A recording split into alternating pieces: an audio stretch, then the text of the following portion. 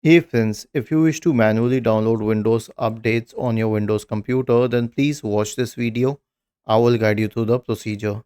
So here's the thing. Right click on the start button, select settings from the menu, go to the Windows update tab on the list on the left hand side, select advanced options in the right pane, select delivery optimization. Now this is when you have to download updates from another PC which is connected to the internet, because even if your PC is not connected to the internet, you can download it from another PC which is either connected to the internet or has the updates downloaded already.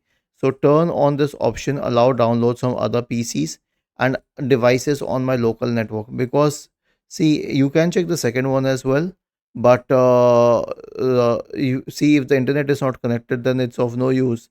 Basically, local network means connected using either a LAN cable or connected using Wi-Fi, but locally, not through the internet.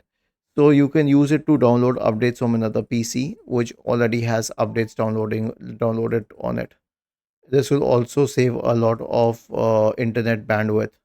Was this helpful? If yes, then please subscribe to the channel. If not, then let us know in the comment section of the video on how we could help you further. Thank you for watching this video and have a nice day.